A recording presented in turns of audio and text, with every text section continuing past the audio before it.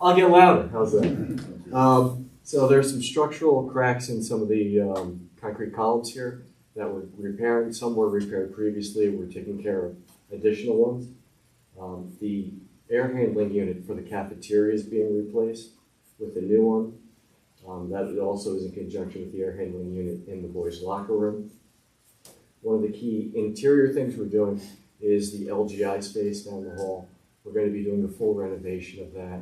That'll be new finishes and new seating to spruce it up a little bit, make it a little more user-friendly. We're also doing at the the theater. We're doing the theatrical lighting and the house lighting. That's the system's a little dated, and Dave's keeping it running, but it's not, we're integrated, so we're going to update it to all LED. Uses less power, be a more efficient system. Those are the main highlights here at the high school. At the Knox building, some of the floors are VCT, which is a vinyl tile. They have asbestos in them. We're going to abate that and put new flooring in. The press box outside by the field, which was just finished, actually, looks really good. I went by. We're going to refinish the EFIS, that's the stucco finish on the outside. We're going to redo that, and we're going to replace the roof. So that'll help make it more watertight. There is an air conditioning system for the computer room, the server room actually, that we're going to install to help keep that cool and running properly. And then some additional lighting around the perimeter on the outside of the building, so it's a little better illuminated at night. That's it for Warren. For Knox. For Warren, the main thing there, it's kind of tied into this too because they're adjacent to each other, is a new bus drop-off that's back by where the tennis courts are at the high school. So we're going to reconfigure the parking a little bit there so we can pull the buses up, and then there'll be a nice path down to Warren Street. We're also looking to replace all of the windows at Warren Street. They are pretty much beyond their useful life, so we'll be installing all new windows. Then the kitchen renovation, we scaled that back a little bit. We had talked about different pieces we would do for the kitchen renovation there, and we're going to be basically focusing on the freezers and coolers. So we're going to be installing a walk-in freezer and cooler, so they don't have a bunch of small freezers that are constantly needing service.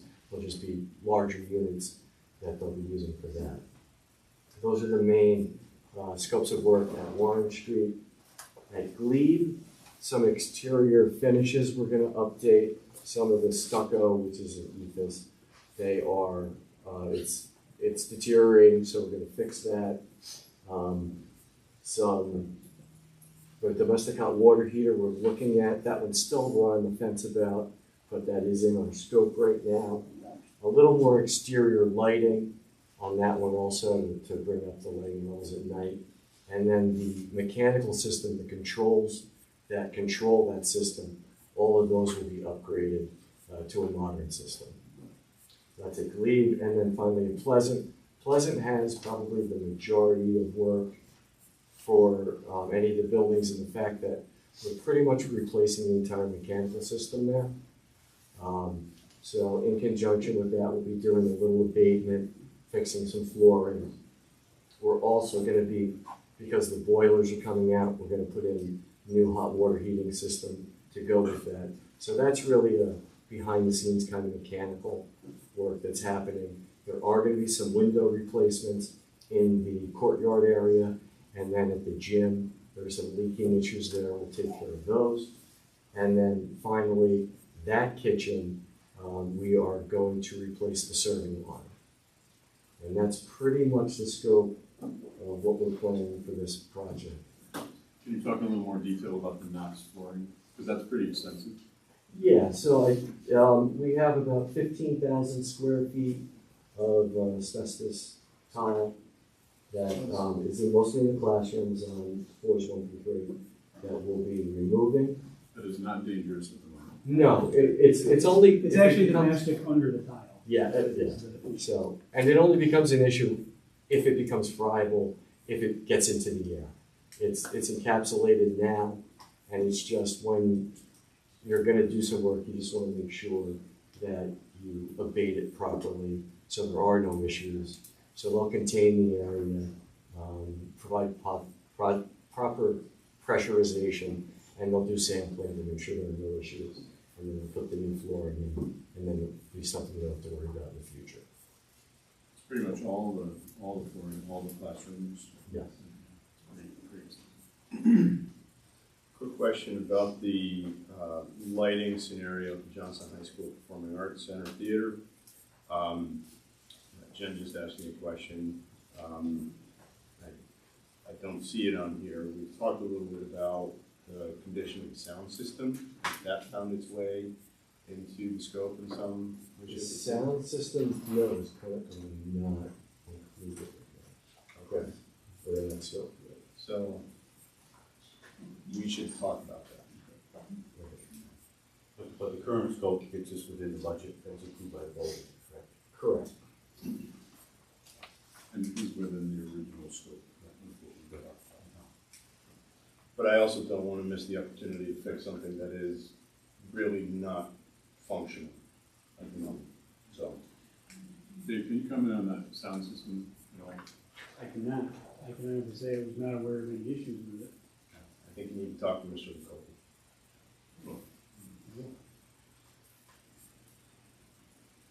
And if I'm incorrect, I'll take it back. But based on conversations we've had, it sounds to me like it's a game of Twister to get it to work and function through a performance stream. We'll check into it. To date, I don't recall it being part of our facilities discussions because it wasn't on the original building condition survey and et cetera, et cetera. So we'll look into it. That may be something that is tied into the lighting, the control system, that board that's not functioning properly, that will be replaced. So there may be some ties with that, but I'll look into that. Okay. Yeah, we'll have to decide whether it's the board or maybe just the speakers themselves, the wiring. I think it's something we noticed too, during the musical and plays, that sound is just not available. It could have to do with microphones too. Yes. Yeah. Okay. Some of it might be equipment that isn't related to capital. Thanks for bringing that up.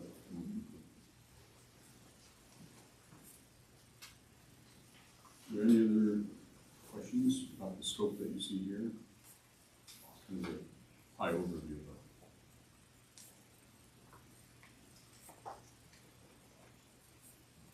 Anything else?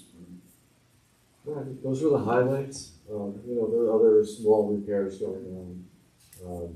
Just a lot of maintenance type items, but nothing that were big ticket items that, really. Bob, can you just talk to the regular meetings that we had and kind of what the purpose of those are, just for the board? Not everyone's on the facilities committee, so it would be beneficial.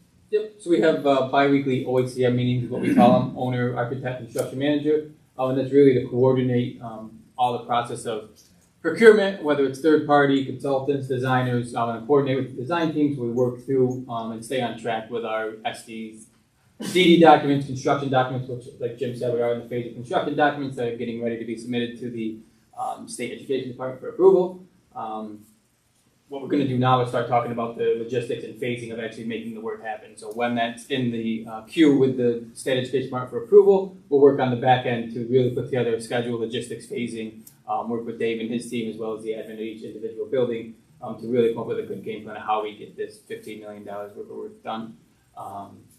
Let me talk about some of the other projects that are going on throughout the district just to make sure we're all on the same page there. And we also bring up other items and what the sound system might be, or other things that come up throughout here, what we'll call the wish list. It's just tracking things that we may not be able to fit into this medium capital project, but maybe able to fit into future projects or into some of Dave's budget, but things that just come up that we know we do. Or if we get to the end of the project, we carry contingencies within our numbers to make sure we can complete the work that's within this budget.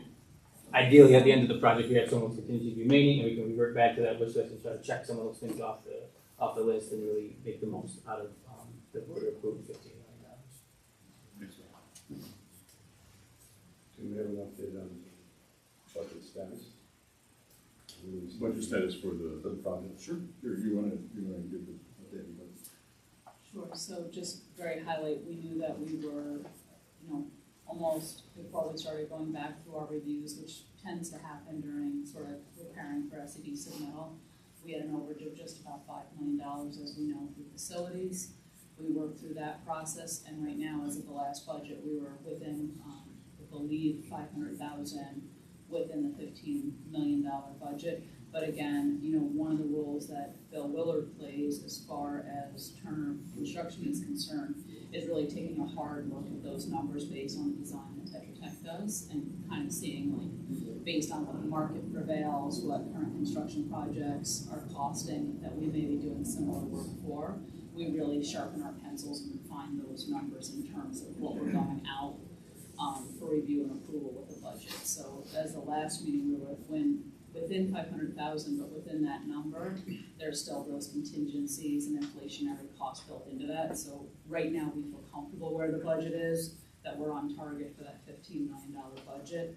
Again, we'll still continue to look at how much we're building in terms of contingencies, leading up through SED approval to the time we go out to bid. So some of the things that we do in our bi-weekly meetings in terms of the owners meeting is we tend to, as part of the scheduling, we look at, we do things like construction schedule and the phasing, but we're also trying to look at budget too and coming up with those best tactics to purchase larger pieces of equipment where there may be some cost savings measures that we can start looking at right now as we develop the construction schedule. So some of the items that we're dealing with, especially when it's mechanically speaking, there's still long lead times to get equipment in. So that's another conversation that we have as part of our bi-weekly meetings to come up with strategies to make sure that we take the best possible route to get that equipment in on site to meet our construction schedule. So we'll continue to monitor those budgetary numbers as we keep drawing closer to SED approval, and especially right before we go out to bid time. And we, originally we had that over $5 million in overages, which mean if we were approved at 15 million, it creeps up to 20 million. And we can't spend 20 million, we can only spend 15, obviously. So what we did is work over the past month to get that back down within the scope of our original price. And fortunately, we're also within the scope of our original items in the project too.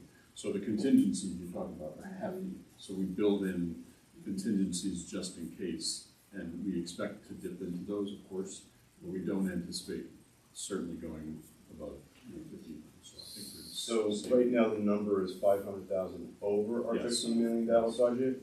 Yes. Okay. And should we get to the point of receiving bids, presumably through the winter time, spring, we find ourselves over the budget, what is the strategy to get it under the budget? Yep, so one of the things that we've been talking about in the owners meeting is the construct of the bid documents. Do we put certain things as alternates that we can go out with a majority of the work under a base bid and make decisions based on the alternates, whether we take alternates at bid award time. I think some of the things that we've talked about with the way we purchase equipment, maybe directly off the contract, we might get a better price for some of the larger equipment that's going to be a cost savings for us.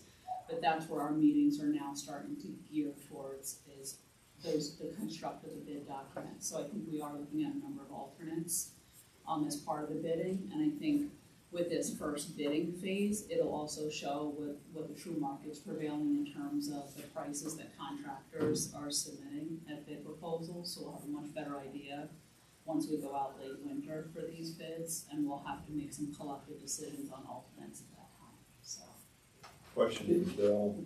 I've been hearing somewhat informally that there might be improvement in material costs. Is that an actual thing? Yeah, it's starting to stabilize. I mean, it's stabilizing. Yeah, as we all know, it's gone up. Everything's gone up, but it's starting to stop going up. So we're seeing that.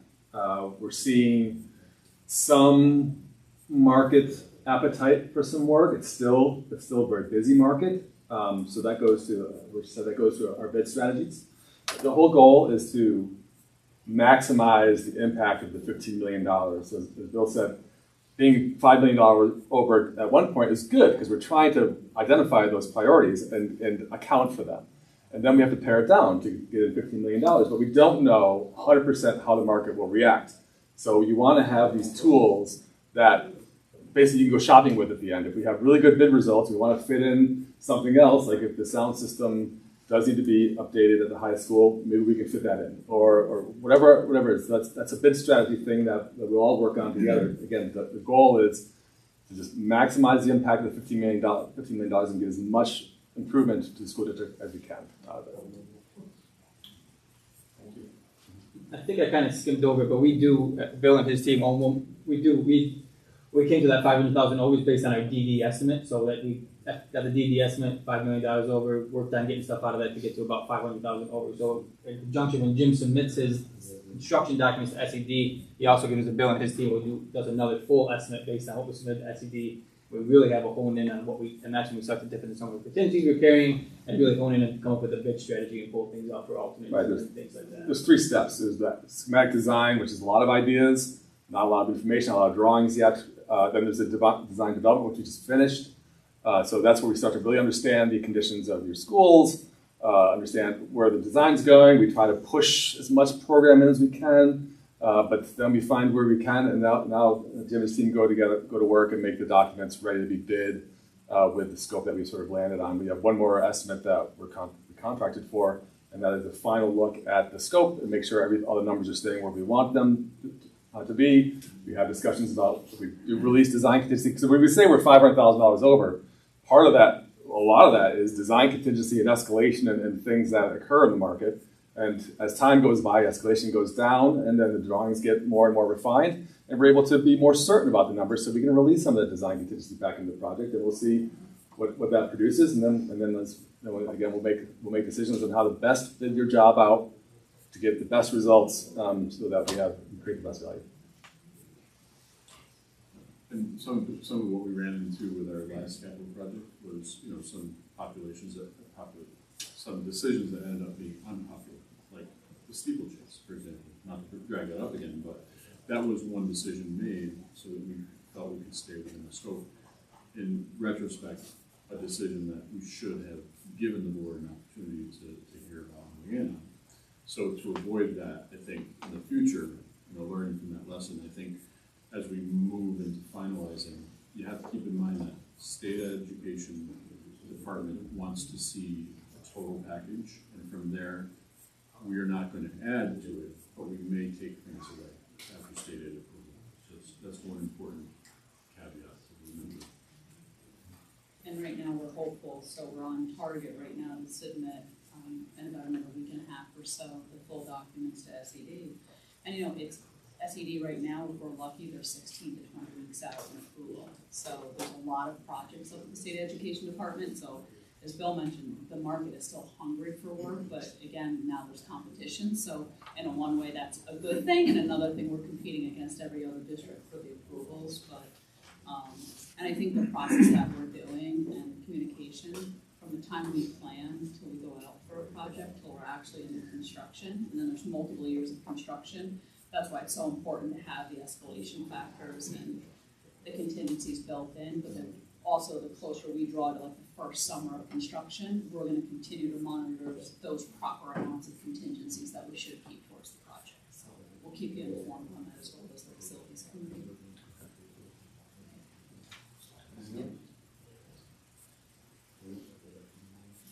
I don't think, just moving forward after this is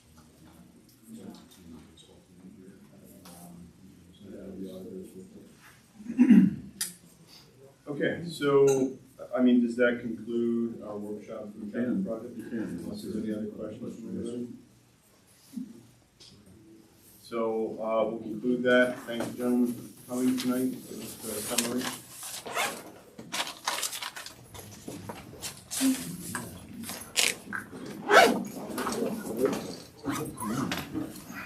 Hey, Rod.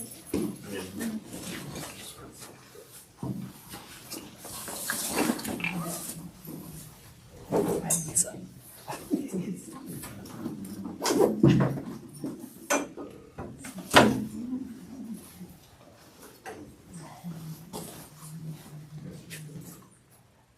right, so moving on, we'll have comments from the public on agenda and non-agenda items.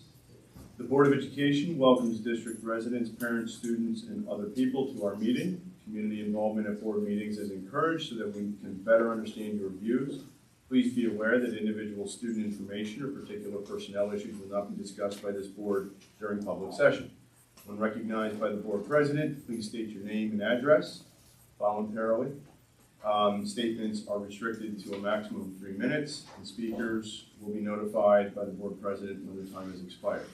When speaking, the public shall direct their comments to the board and not district staff or other audience members. Speakers shall not expect board members to answer questions during public comment. Questions shall be referred to the superintendent or his designee for review, study, and response. If appropriate, the board may request the issue be a discussion item at a future Board of Education meeting or Board of Education committee meeting. Is there anyone in the room who wishes to address the board at this time? No, you have. We got you on the We- agenda. oh. You're on the agenda. Oh, You're official. perfect. Anybody else? Doesn't seem so. Okay. So, we do not have a planned executive session at this time, so we will jump into presentations. We can flip the script a little bit. I'm going to give you all the opportunity to take the floor. I'd like to introduce the cross-country team who wants to make the presentation to the board. Come on. And feel free to come up here a little bit so we can see you all and hear you clearly. Step over here. Step over here with that. Hello, my name is Gavin Magistris. I've been on the cross-country team for 3 years now. The modified and varsity cross-country teams would like to travel to Jackson, New Jersey, September 20th and 21st, 2024, to attend the 2024 Six Flags Safari Invitational. The race takes place on Saturday, September 21st. One of the things that will make this race stand out from other races locally is being able to run through the safari. Another is racing against teams from around the United States. Also, this is a great opportunity for those who don't get to travel much outside the local area. This would allow us to meet people and experience things we normally wouldn't be able to. It's also a great and fun way for our team to bond, as we will be spending a lot of our time there together. This could also be a fun addition to our senior activities. This trip could be another reason for more people to join the team, building our cross-country program, and possibly getting people to stick with it. My name is Wesley Singer, and this is my 3rd year on the cross-country team. I was speaking about the fundraising of this event. The cross-country team will be paying for most of this event themselves. We plan on fundraising for the transportation to this event, the stay at the hotel, the meals, and the parking mission after the race, which has a discount on it. Some fundraising ideas we have are coin drop, a bun cake sale, dine-in nights, lottery trees, etc. As of right now, the district already covers race entry fees for invitationals. Okay. Do you have any questions for them? Yeah, Okay. so I was going to put that to the board. Does anybody have any questions or comments? Sure. Just out of curiosity, do you kind of have a tentative budget of how much you're going to have to fundraise? If we have to fundraise for a coach bus, it's over $5,000. Okay. If the team stays about this size and the district allowed us to, we could look into renting vans and travel that way, and it would be much cheaper. So it would be around $2,000 to $2,500. So it all depends on the size. Yes. So you don't want to recruit too heavily. Any other questions? First, let me say thank you for the presentation. You both did very well in speaking on behalf of your team. We will certainly take that up and under consideration and applaud you build the program. Very much. Thank you. Thanks. We're gonna stay and listen to this.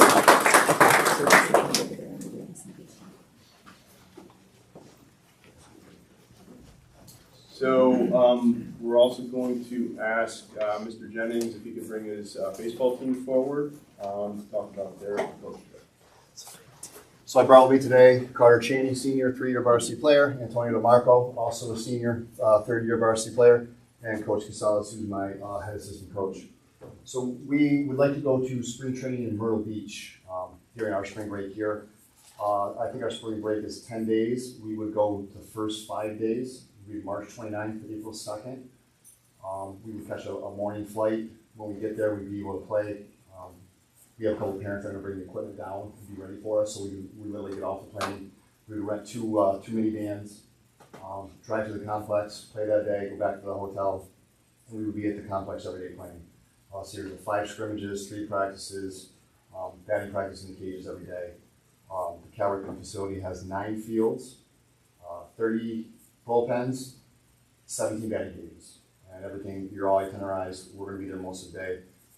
We're not going down there to eat fried dough on the boardwalk. We're down there to grow as a team, work on our baseball, come up here, and we have 5 days before we start our league season. So kind of the timing of it works out really good. Other schools locally, Fonda, Broadalbin, Amsterdam, Gloversville, they've gone annually at times throughout the past. This will be our first time going since 2009. We would, like I said, we'd rent 2 minivans. Coach Casales would drive one, I would drive the other. We have 11 kids that would be committed to going because we have a Spain trip that's going to be running the same time. So we'll lose a couple kids to Spain, which is fine. They're not going to be penalized. So we would have Coach Fitzgerald go. So we'd have 3 chaperones to 11 kids. And we would be home that Tuesday night, the 2nd of April. And then we would take that Wednesday off. We'd practice Thursday, Friday, Saturday.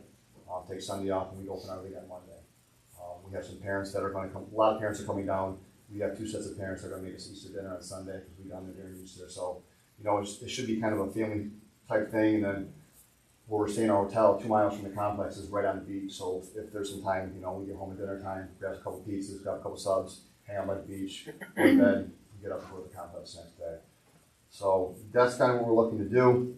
As far as fundraising, it's about $13,000 in change, a little over $900 a player.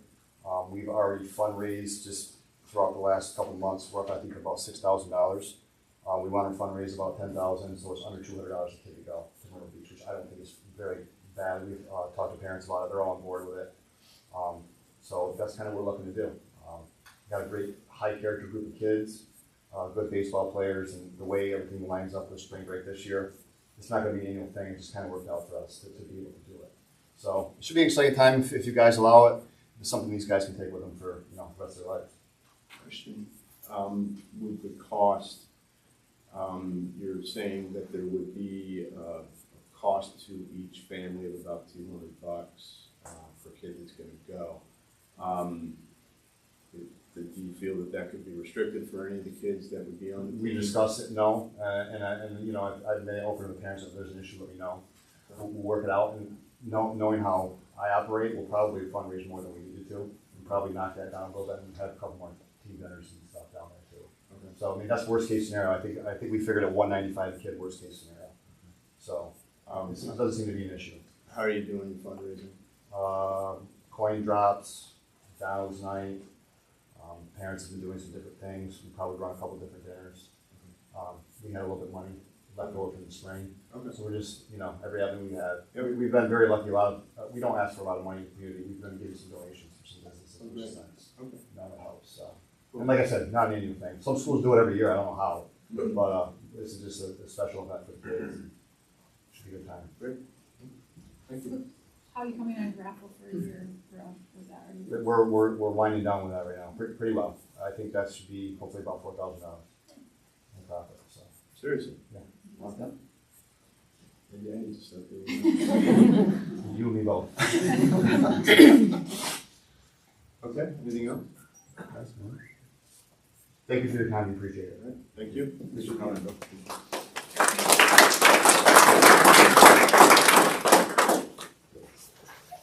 Okay, so we'll go back up to the top of presentations and we'll jump into our financial statements and audit for the 2021-22 school year. And we have Jill Type. Yes. I can expand this one. So my name is Jill Pitts. I'm a partner with Weston Company, and we completed the district's annual external audit. It is required to be submitted to New York State and the federal government each year. I'll just go through some of the highlights of the audit.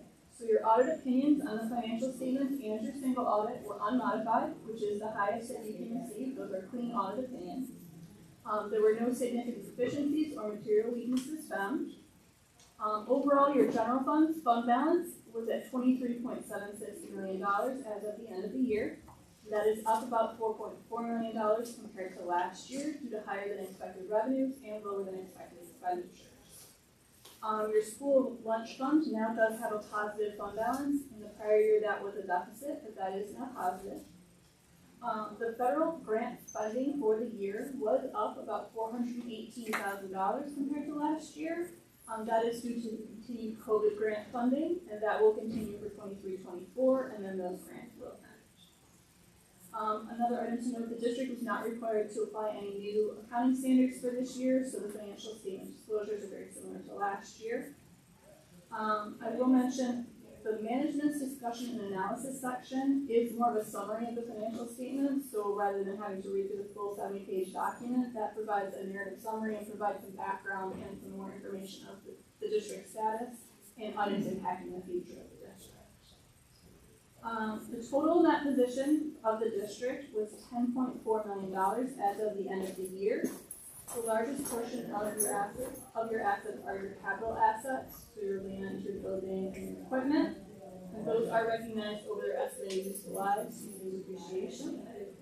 One item to note as far as your government-wide statements, the district is required to record an other post-employment benefits liability. All school districts are required to record that for the cost to provide retiree health insurance. But New York State does not allow you to fund that liability. You aren't allowed to set aside funds for that future liability, so that causes you to have a deficit net position. But that is similar for all districts. A couple other items to note. The budget to actual comparison for your general fund budget, which is your legally adopted budget, does show that you received about $3.7 million more revenue than expected. That was mainly due to a transfer in from your debt service fund of about $2.4 million. And as far as your expenditures, your budget actual comparison for expenditures, you spent about $5.3 million less than budgeted. And then for your single audit, you received 2 audit reports. Because you spent more than $750,000 of federal grant money, we perform additional testing of those federal grants. Those are 2 clean, unmodified opinions, no significant deficiencies, no non-compliance noted. The schedule of expenditures of federal awards does detail all of your federal grant spending for the year. And then your extra classroom activity fund, this is a qualified opinion, as it has been in the past, and that is the same for all of our school districts. Because the audit trail only begins when the fundraising money is submitted to your central treasurer. So you do receive a qualified opinion rather than an unmodified. And there is detail for all of the clubs as far as the cash receipts and disbursements for the year. Any questions? I guess we're good. Okay. Thank you. Thank you, Jill. Okay, so I think that's it for presentation, right? We have introduction to new staff. Yeah, that was, which one did you want to do? All right, so we'll go with the introduction of new staff, and I assume that's a number of the faces we're looking at. We have plenty of new staff. Not everyone's here, but thanks to those who came. I know you're all pretty busy. What we've done is assign the supervisors or principals to introduce the new staff. And if you would, just kind of wave your hand nice and high, and stand up if you like. There's a floor, you can dance if you like. But maybe we can go into a little bit of detail, just who they are, what they're teaching, or what they're doing. Great. could probably start with JHS. Mr. Hill. So you guys want to stand? Yes, please. I know. I'm sorry. Oh my gosh, that's terrible. You can stand in the back. It's okay. Yeah, Mrs. Van Arnhem, stay up. You've been here for many years. So right here we have Kyle Polidor, who is a Johnstown graduate who came back to us and is teaching 9th grade English, 10th grade English, and English AIS for us here at the high school. So welcome aboard, Kyle. Hello. And next we have Corey Ferris, who spent many years, 17 years in Cobleskill. Mother taught in the district, so wanted to come back and teach in Johnstown, and he's teaching 8th grade English here at the high school. So welcome, Corey. And last but not least, we have Veronica Swart, who was a parent in the district. So they all have ties to Johnstown, which is beautiful. So she was a parent in the district to 2 daughters who graduated from Johnstown High School. And Veronica, we pulled her out of retirement to teach Spanish. She taught in Mayfield for years. We won't go on how many years, but she did teach Spanish out in Mayfield for years. And we pulled Veronica out of retirement, and she is teaching our upper level Spanish courses for us this year. So thank you to the 3 of you, and welcome.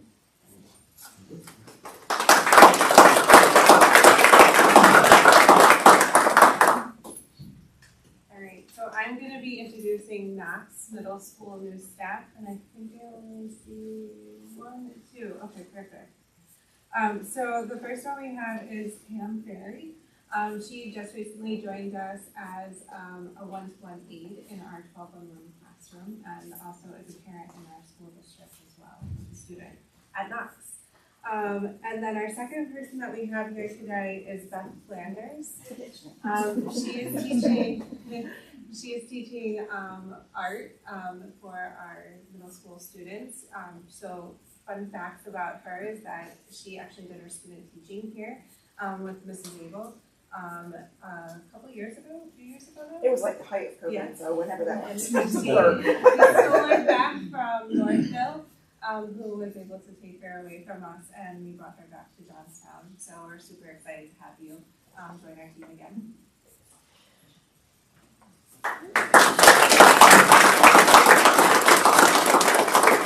So I don't hurt anyone's feelings, I'm going to go down the list. I'm going to go down the list. So the first person here on the list is Bailey Bruce. Bailey Bruce came from Mayfield. She's one of my TAs. She works with 2nd grade. Super blessed to have her. She's the jack of all trades already. She's doing a great job. I like to make her blush. So, Bailey, thank you for coming aboard. Next up, who gets the award for longest drive every day. And I'm super blessed to have him on board.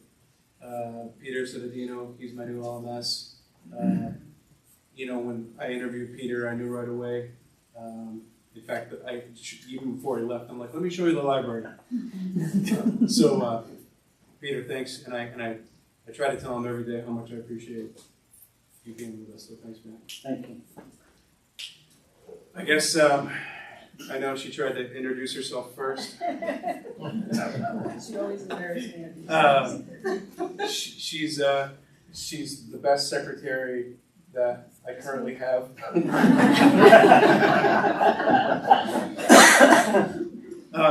have such a great relationship. Yeah. So Jennifer has 2 students in the school district. I don't tell her you every day, but thank you for coming. Thanks for sticking with us. Next, I have Lauren Orlando. Lauren was with us for many years. She's teaching 2nd grade.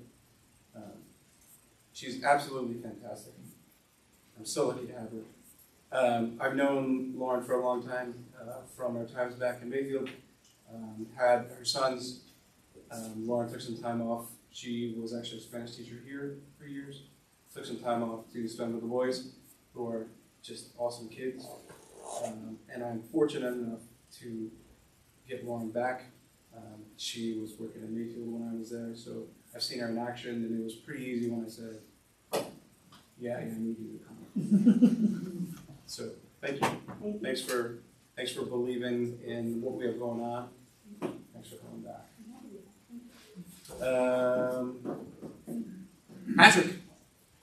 Patrick is coming from North Carolina. Studied at UAlbany, Elmira. New Paltz. Sorry, you're the Elmira double. So Patrick was a long time, hated North Colony.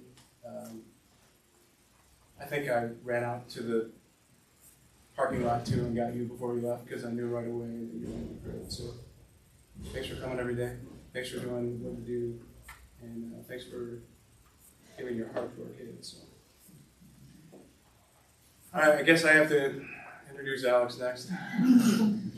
So, Alex Van Arnhem graduated, just an awesome addition.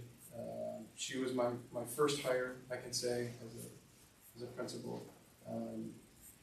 Long time ago, comes back, goes to Elmira, works in Elmira for a few years,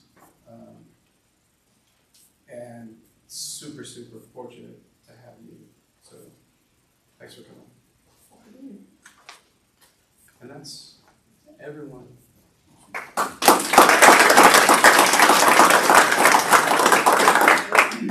So I would like to welcome back Rachel Lee, who graduated from Johnstown and is now a kindergarten teacher. And I also have our two amazing nurses from Pleasant Avenue, Ashley Valek and Karen McLean. They're doing a great job, and Karen's bouncing all around the buildings.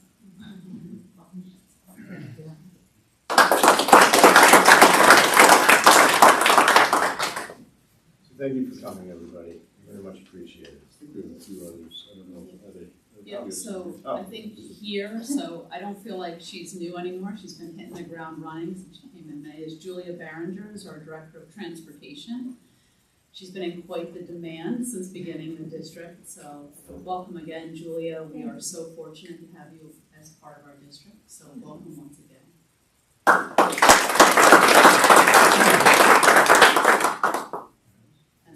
So Kristen Michaels started with us in May as well. So this is her first full start of the school year.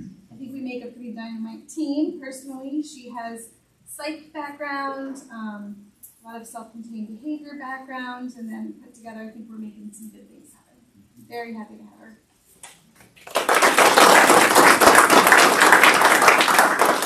So I just want to thank the board for their belief in the hiring practices. And it's really important to note that some of the folks you see in the audience are not what every school has, but I think it's what Johnstown needed.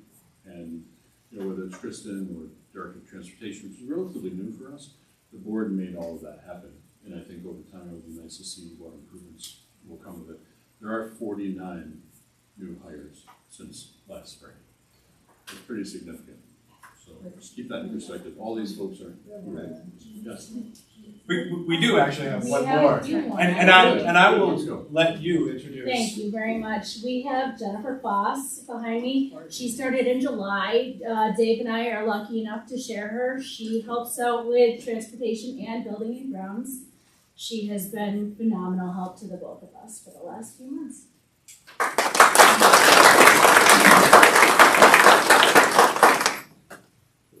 That's it, right? Okay, so we're good? Okay.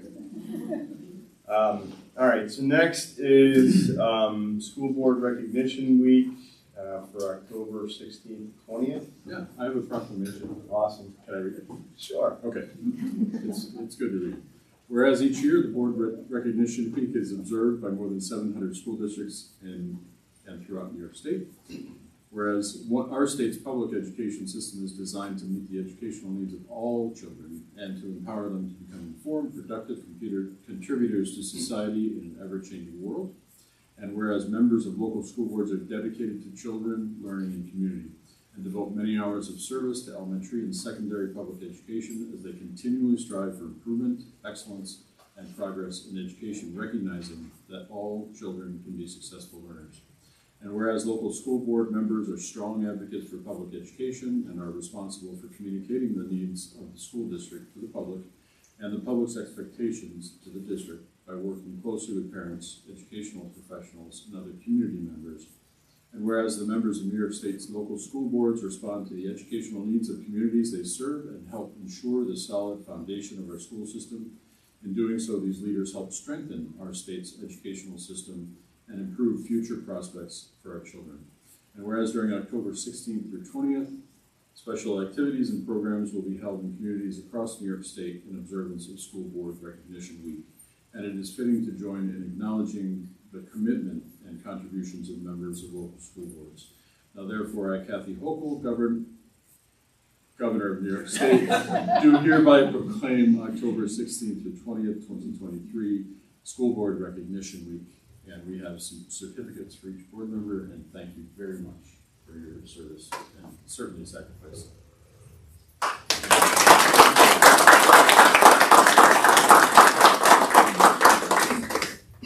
Suitable for phone?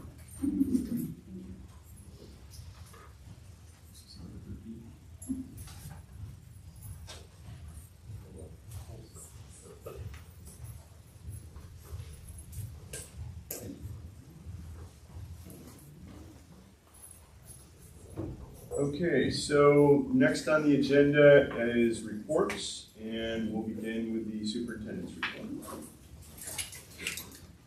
I have a short report tonight because there were so many presentations. Thank you for coming. Bye. Appreciate it, everyone.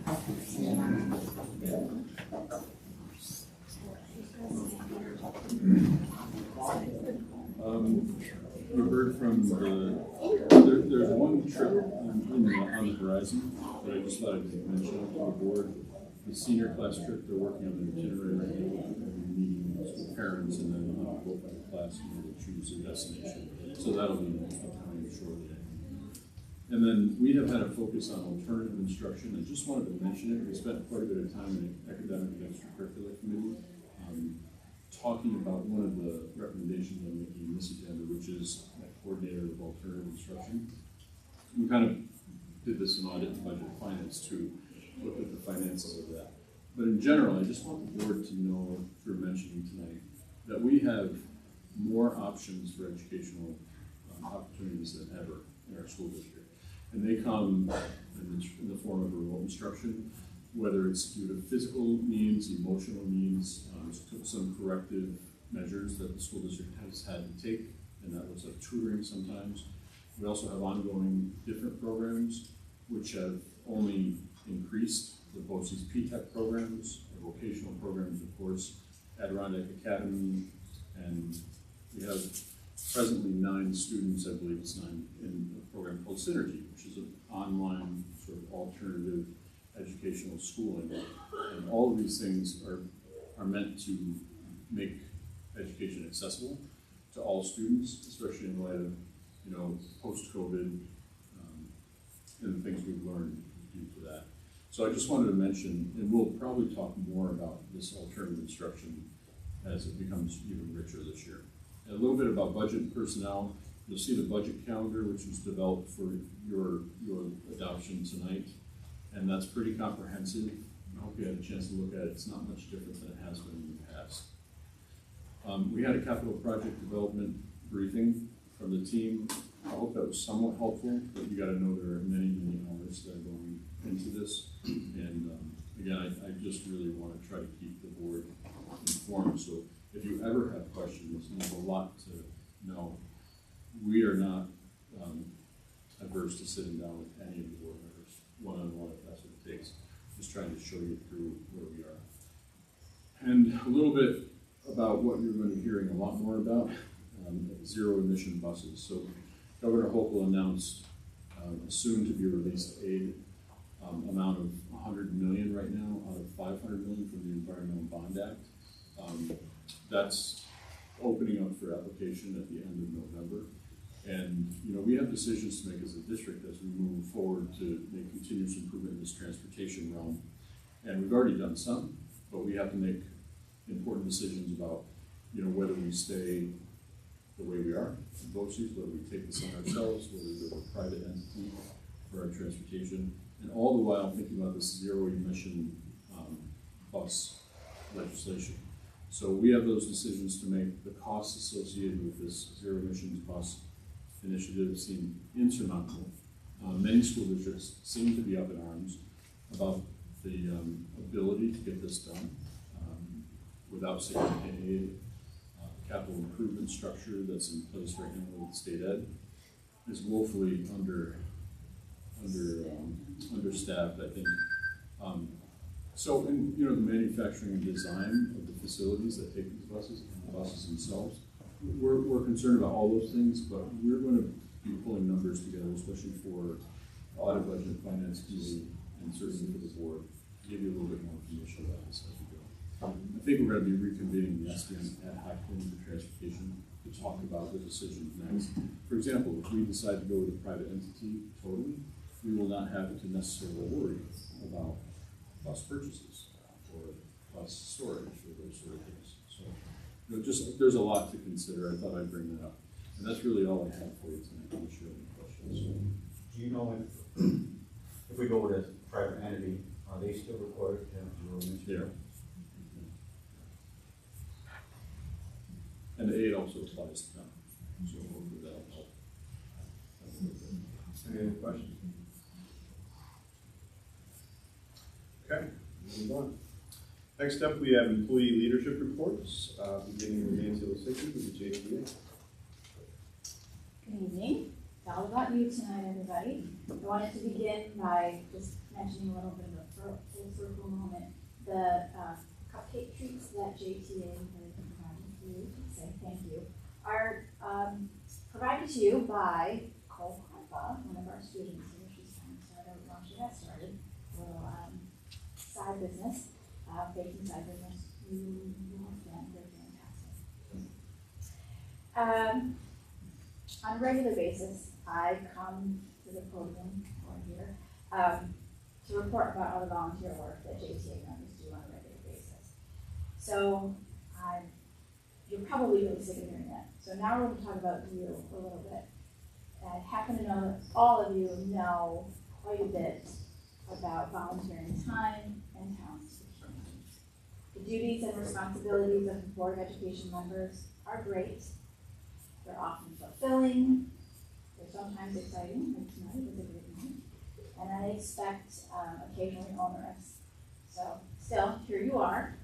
You all chose to be the decision makers for taxpayers, for students, for employees, leading us to achieving the robust and consequential goals for the future of this community.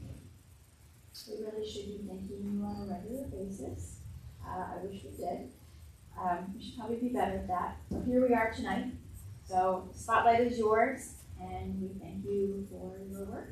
Our community is in good hands. Thank you. Okay, next up we have Bobby Jo Senzio with the CSEA. Hi, so I just want to take an opportunity to introduce myself as the new CSEA president, and to also take this opportunity to thank all of you for all your hard work and your support and your dedication to our district. We really appreciate everything that you do. Thank you. Thank you. Do you think we could get a photo real quick? Sure. Right. I can wait till later. I don't really. I wrote the board meeting for a photo. I just thought if you needed to leave or whatever, but for public relations purposes, we want to make sure that happens. If you're comfortable waiting, we can finish our business. Let's not forget that. Yeah. I know. Okay, so I do not have, well, the only board report I would make is that we do have the upcoming NISBA conference at the end of October. Myself and Marge and Dr. Frankwell will be attending. Hopefully when we return, we'll have some things that we can share with everybody about what's going on in the state of New York State education. Committee reports, the academic and extracurricular report. Is that you, Jen? Yep. Yes. So we met yesterday and we reviewed the following new business. Once again, as Dr. Cranshaw mentioned, we were presented with the budget calendar for 2025. The updating of the code of conduct is an ongoing process throughout this year using a shared decision with the team.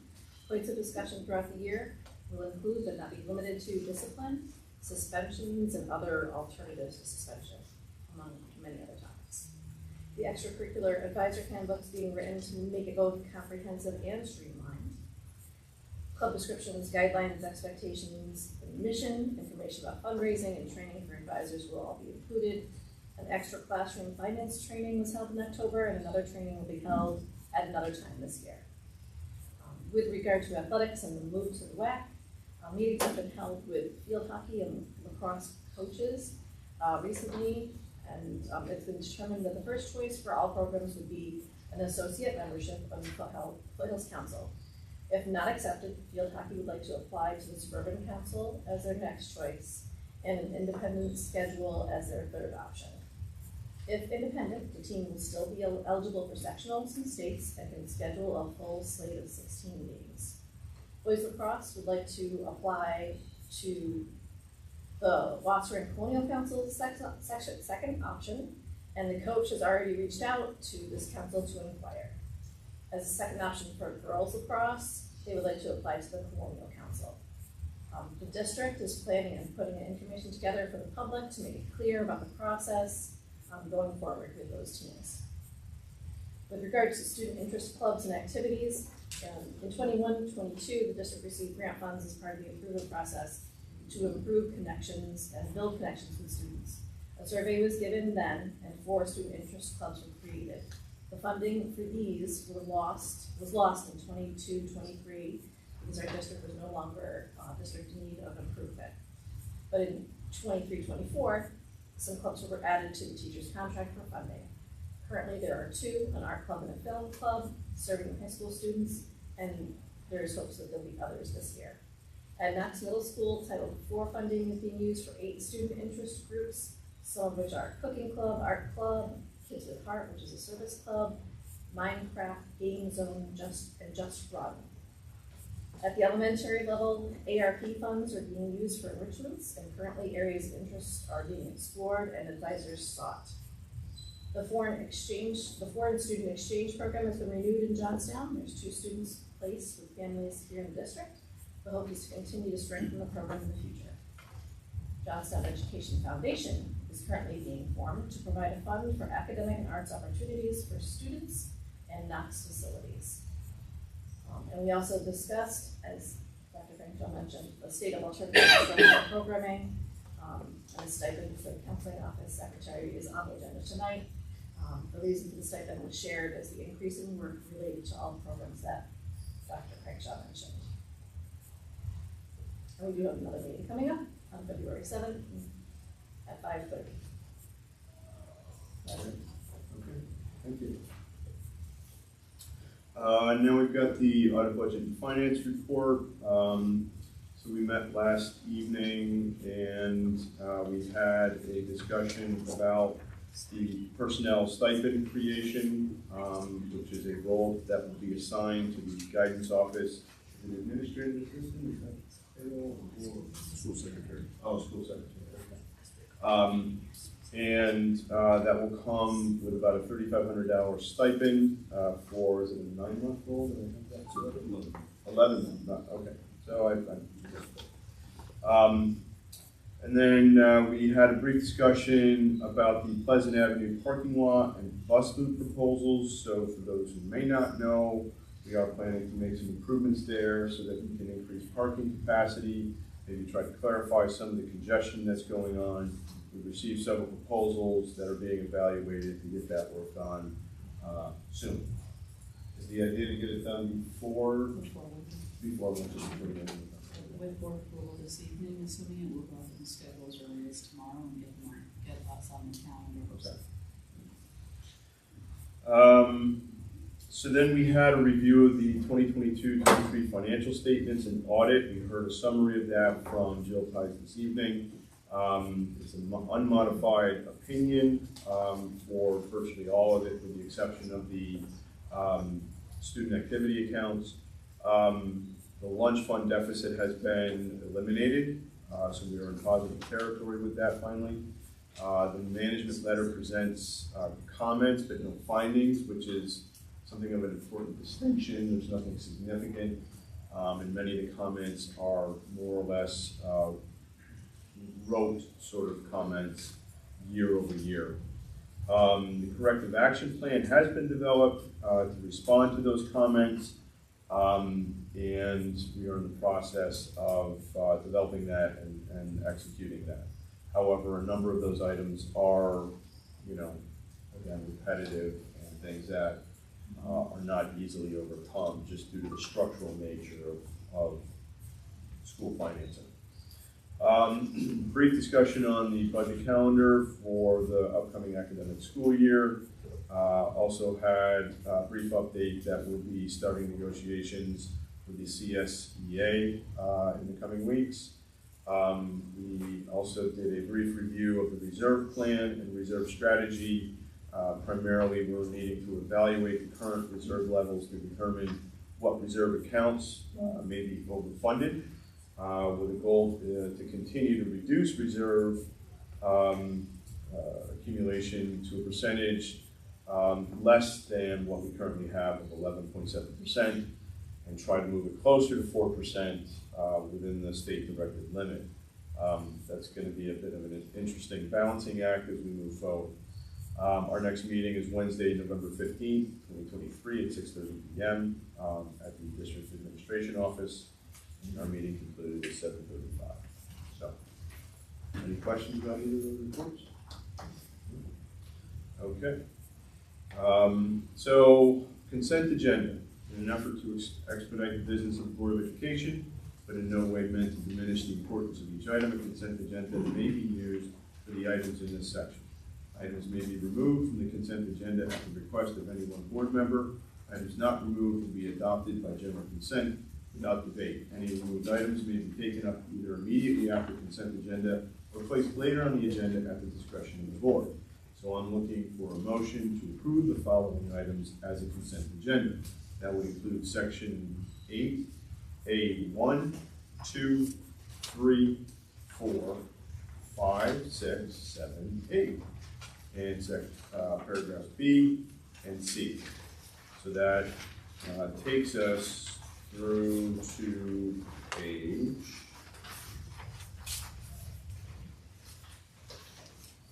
top of page 8, I believe. Does anybody wish to remove anything? Is your motion? Okay. So I'll have a motion we have a motion to accept from Art. Do we have a second? Any discussion? All those in favor? Unanimous. All right, so let me just do a quick perusal here.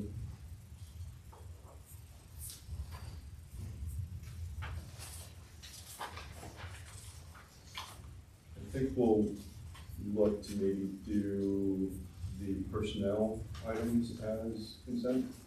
Do we have any objections to that?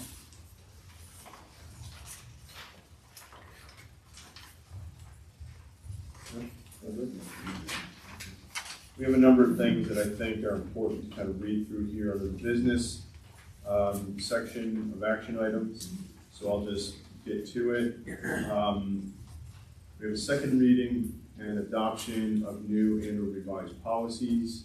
So I'm looking for a motion to accept the recommendation of the superintendent to adopt the following new or revised policies effective October 12th, 2023. Those include the revised policy 3410, code of conduct, revised policy 3420, non-discrimination and anti-harassment in the district, revised policy 5140, administration of the budget, and revised policy 6121, sexual harassment in the workplace.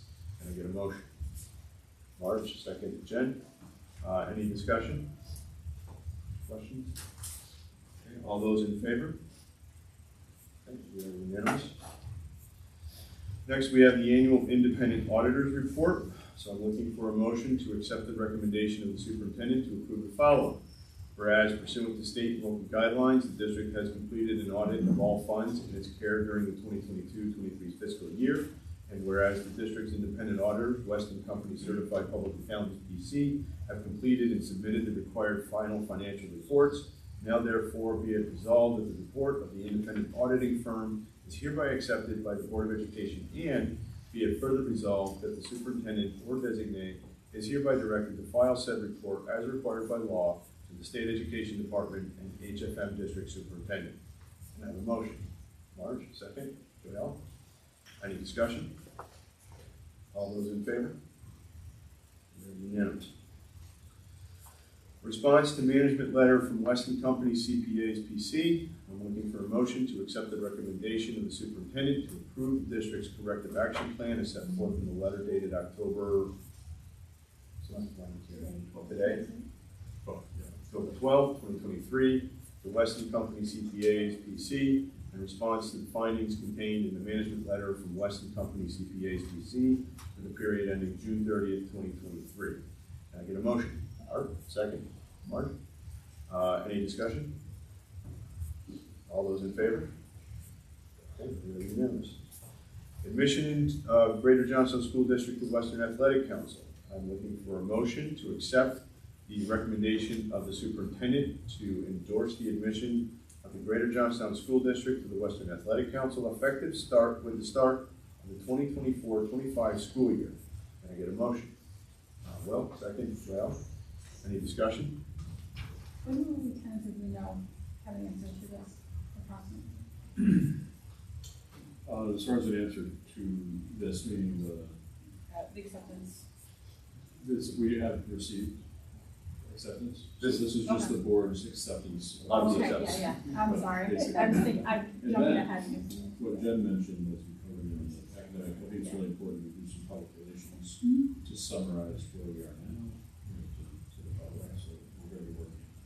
Yeah, I guess I was jumping ahead in regards to thinking like the lacrosse. Yep, for the process, I think that makes a lot of sense. Do you have a time frame in place for that decision making? We don't have a time frame, well, as soon as possible, but I mean, we're on it. But we're going to be waiting for the leagues to make their. Do you have a cutoff date before you have to? No? At this point, at this date right now, I don't have deadlines. Okay. But all I can tell you is that. Because the first choice is for everybody to make application to Foothills Council. At some point, you gotta cut bait if they don't accept. Yeah. We've already cut bait. Oh, I see what you're saying. Yeah, We've already cut bait from Foothills, but. For everybody, for the majority, but for those that are looking for associate membership, we have to make application, we have to wait for the league to make the decision. We presumably can't wait till June for the Foothills Council to make that decision. No, I can send that letter out really soon, but what I had to wait for was, there's a period of time that we had to wait for the, what do we call it, the superintendent, where's Ryan. In my letter, saying that we're moving to the WAC, I also said, and we fully intend to make this apply. But the superintendent I'm working with is overseeing the entire committee of Foothills, ADs and sort of thing. And they had to invite through Section 2 other schools to participate in Foothills first, pending that any receipt of interested schools, of which they have none right now, they're going to make consideration to us. Gotcha. So I'll do a follow-up letter to Foothills, just saying we want this to happen. I understand there are no schools. We're nearly ready to do that. I can probably do that. Okay. And then there will be a period of waiting, but in the meantime, Brian has already reached out to Suburban Council and Washington Colonial, and so has Coach Purdue. Purdue is the one who reached out to Washington Colonial. I want to get my head around it. I'm not comfortable with it's kind of untied shoes right now, so I think it's high time that we put a solid timeline together. Yeah. Again, so we'll be working on that solid timeline over the next week. Let's plan on having an update. For sure. Okay, so any further discussion? All those in favor? All right, the green sheet item? Before we go any further on this next item, do you know who the contractors are going to be, who they're hiring? Yeah, it's Or that's a guy. Essential Construct, but it's paid in. Yeah.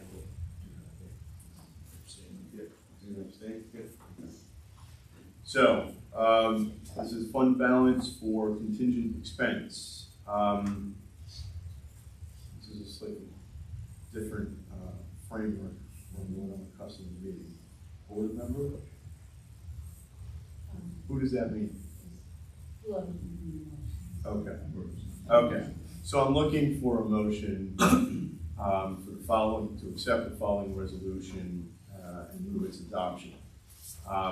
So, whereas the Greater Johnstown School District has a fund balance from the 2022-23 school year as permitted by law, which has been held over for allowable ordinary contingent expenses, and whereas the district's Pleasant Avenue parking lot and bus loop requires repairs, paving to prevent deterioration, as well as to provide additional safe parking for staff currently parking in the road, all of which the Board of Education has deemed essential and requires immediate maintenance to maintain the educational program, preserve property, and ensure the health and safety of students and staff. And whereas the Board of Education has deemed this an ordinary contingent expense for which fund balance money may be expended, be it resolved that the Board of Education hereby authorizes the expenditure of money from the fund balance towards the work to remedy the above and maintain the educational program, preserve property, and ensure the health and safety of students and staff. And be it further resolved that the Board of Education hereby authorizes the superintendent and or assistant superintendent to enter into the necessary contract with Essential Constructs of a cost of $77,683 for said work.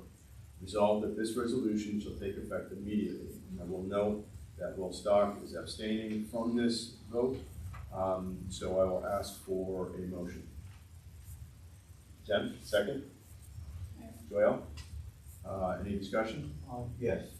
So the parking lot itself that exists, are they paving over that? Are they taking out, they tapering? I see you're extending it and you're.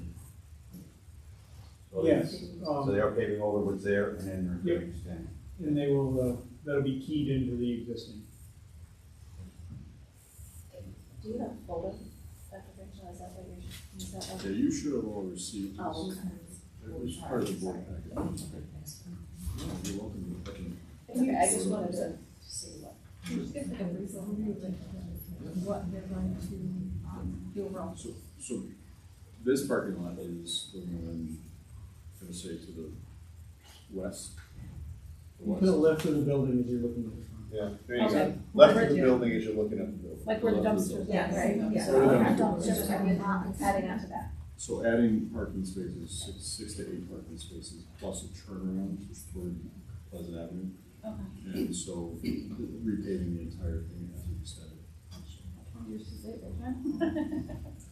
And it should accommodate the staff for the most part. And then I think in the larger capital project, we want to think about maybe a different configuration altogether. You know, because that's a nightmare. Bus loop. Yeah, some kind of bus loop could utilize the back of the building, you know, parking lot, that sort of thing. But that again is a huge expense. This one is just kind of a stopgap measure to take care of things. And we appreciate including the bus loop, just as the pictures that you saw in this email, the bus loop road has a lot of cracking going on, so it kind of made sense to do the work together in conjunction with the parking lot at this time.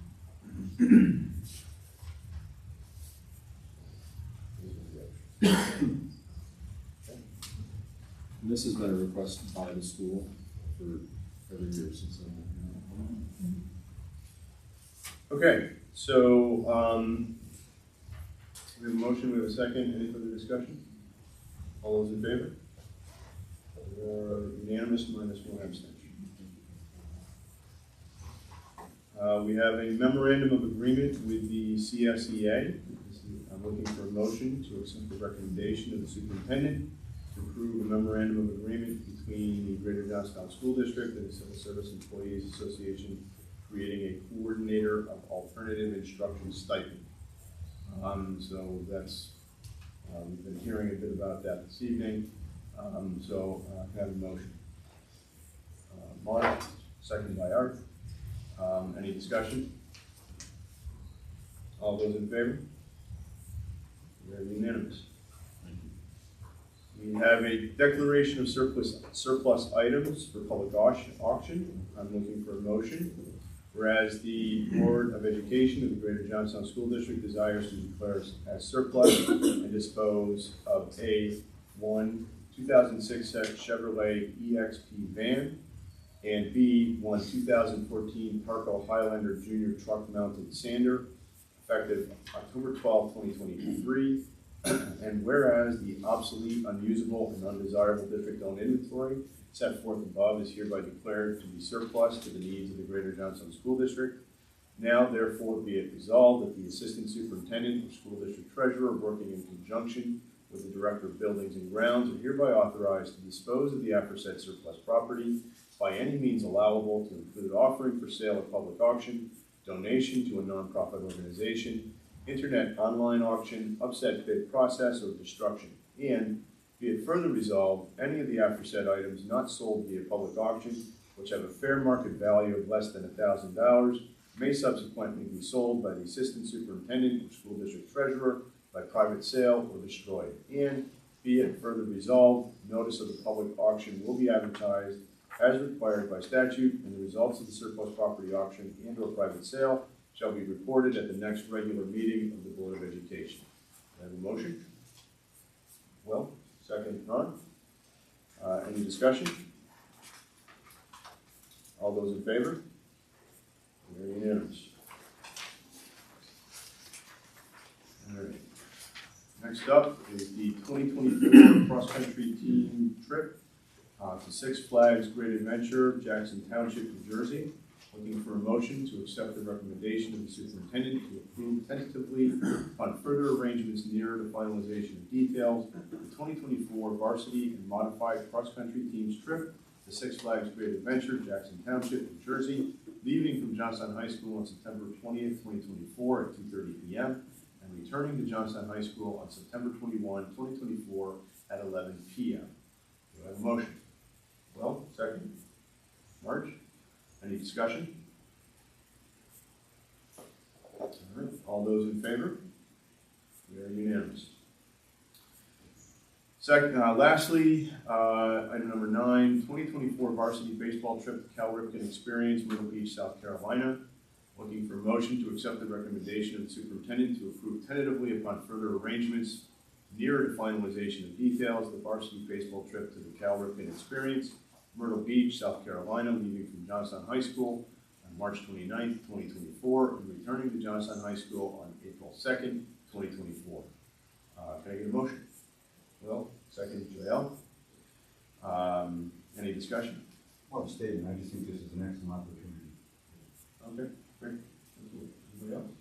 Those from both, the best experience for both of these trips. Yeah. Nice and fun. So all those in favor? All right, we're unanimous. Okay, so action items personnel. I'm going to recommend that we collect items 1 through 9, which would include the green sheet item, as a consent agenda. Do we have any objections?